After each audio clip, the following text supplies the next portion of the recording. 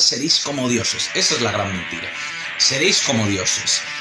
Luego el resto de mentiras modernas, liberales, de la libertad, igualdad, fraternidad, son mentirijillas derivadas de esa mentira primordial que es la de seréis como dioses, ¿no?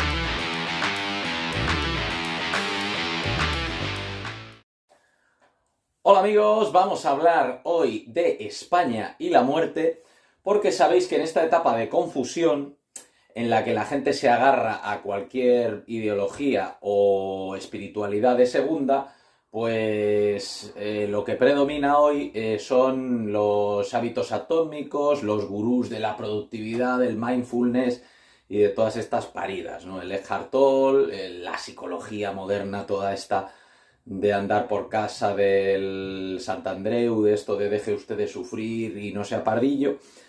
Pero al final, la única manera de vivir acorde a lo que el ser humano es agarrarse a una tradición y a una espiritualidad verdadera, ¿no? Y no a todas estos sucedáneos de espiritualidad que al final lo único que conducen es a la confusión y a la nada, que es en el momento espiritual en el que está el occidente moderno actual, ¿no? Entonces, si nosotros como españoles acudimos a nuestra espiritualidad, a nuestra tradición, que es verdadera como lo son otras, ¿no?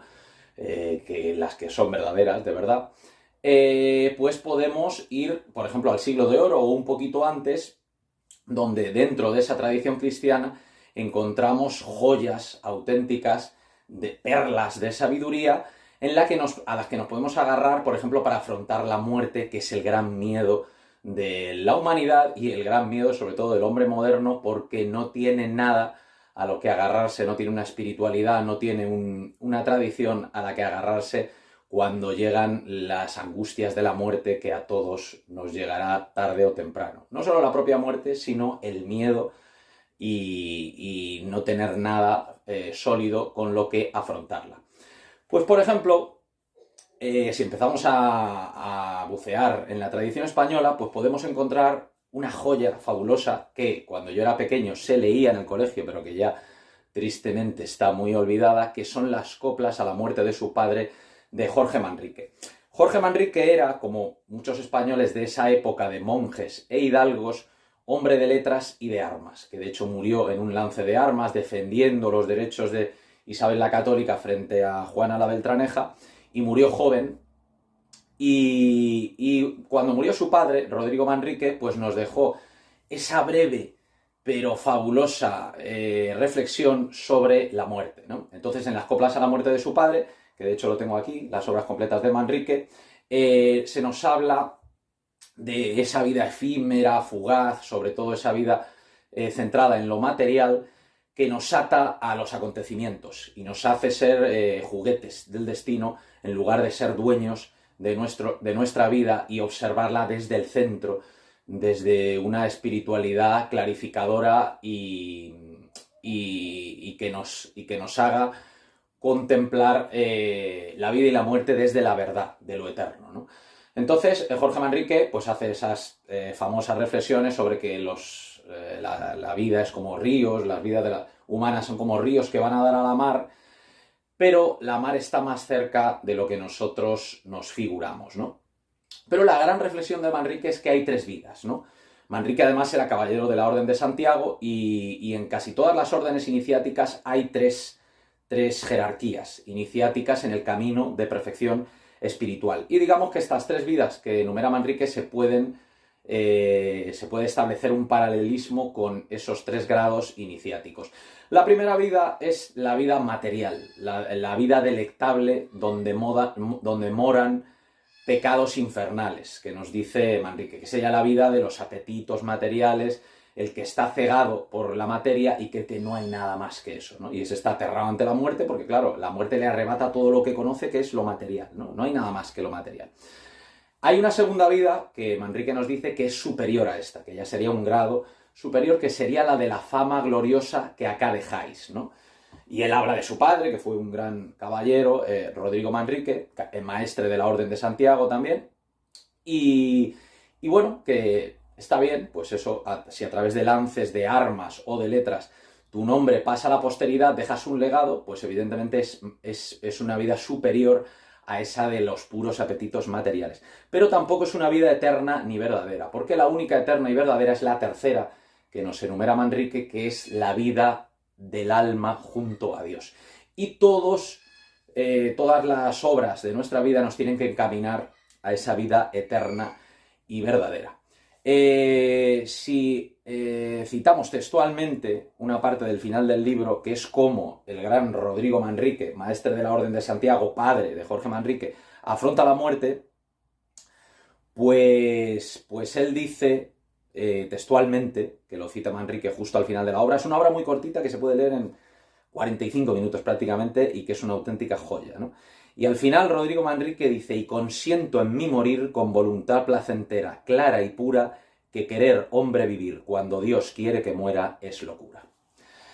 Después de las coplas a la muerte de su padre, de Manrique, podemos citar también el Gran Teatro del Mundo de Calderón, otra joya de la literatura y de la espiritualidad española, que es un auto sacramental, en el que se reproduce la idea del teatro mundi, ¿no? Del mundo como representación teatral, que evidentemente no es original de Calderón, sino que se ha dado en todas las tradiciones, y que también es la misma temática de la vida sueño. Lo que pasa es que mientras la vida sueño, también de Calderón, es una comedia, sin embargo esto es un auto sacramental, es decir, es una cosa un poco más seria, es como para revelar la fe de una manera comprensible para el pueblo. Tenemos que entender que esto se representaba en los corrales de comedia, en el siglo de oro y en siglos posteriores, y que esto es lo que veía la gente. En vez de ver Telecinco o Netflix, pues la gente veía el Gran Teatro del Mundo de Calderón, ¿no?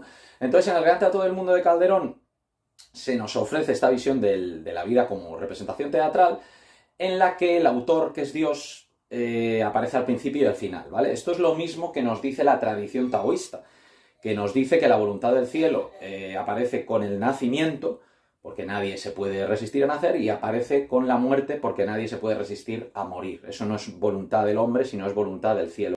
Pero entre esos dos instantes de nacimiento y de muerte, el ser humano tiene un espacio de libertad para intentar, quitando los velos del mundo material, buscar el camino de retorno a Dios, que es el único camino que tiene sentido, y recorrer ese camino de la mejor manera posible, ¿no? Entonces vemos que cuando esos personajes alegóricos de Calderón, que no son personajes con nombres, ¿no? Sino que son alegorías, ¿no?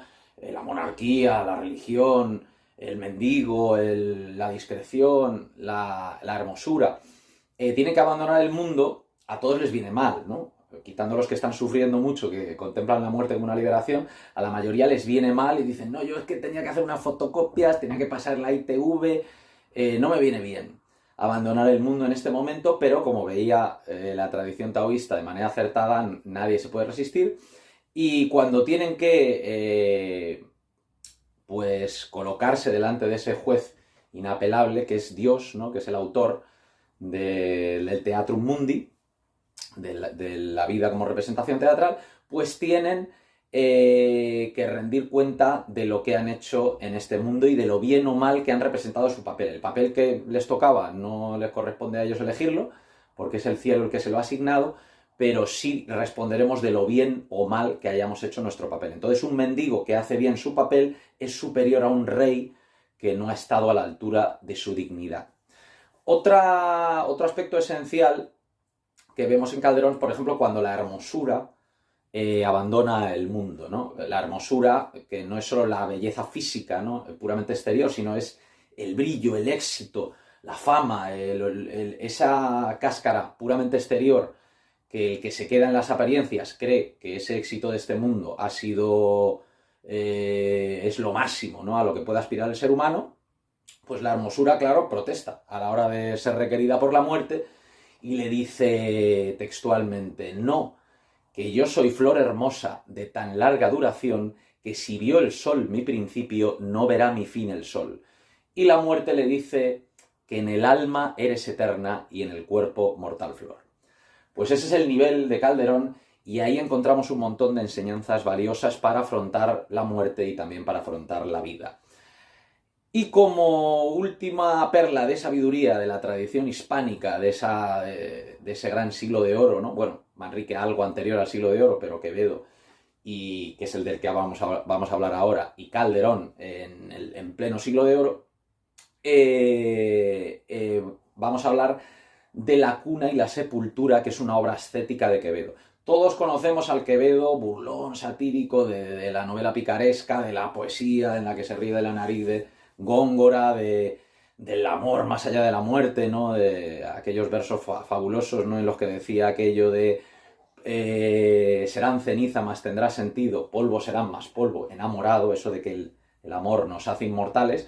O, por ejemplo, Miré los muros, en el que se lamenta de la decadencia, de la incipiente decadencia del Imperio Español, que si lo conociera ahora iba a flipar. Pero bueno, en La cuna y la sepultura, Quevedo tiene muchas reflexiones acerca del espíritu de Dios, del camino que sigue el hombre en este mundo, pero la reflexión más lúcida es la que dice que cómo nosotros veremos el cuerpo cuando lo abandonemos, ¿no? Cuando por fin salgamos de este cuerpo, veremos que es un trozo de carne que se corrompe y que nos hemos equivocado, ¿no? Que hemos estado sirviendo a ese trozo de carne, a los apetitos de ese trozo de carne, en lugar de hacer señor al espíritu, que era el que tenía que guiar nuestra vida. El espíritu ha tenido que ser esclavo de los apetitos, de ese trozo de carne, ¿no? Del sexo, de la comida, del éxito, del dinero. Y entonces no hemos dedicado tiempo a forjar el espíritu, que es lo único que va a pasar a los siguientes planos, y nos hemos centrado puramente en el cuerpo y en halagar a lo que debía servir. Si el cuerpo sirve al espíritu, llevaremos una vida enfocada y encarrilada en el camino, que es el único, el Tao, ¿no? o el camino que debe seguir el cristiano. Para buscar a Dios es el único camino que tiene sentido. Y con esta última reflexión de Quevedo terminamos el vídeo. Os agradecemos que lo hayáis visto y os emplazamos a próximos vídeos.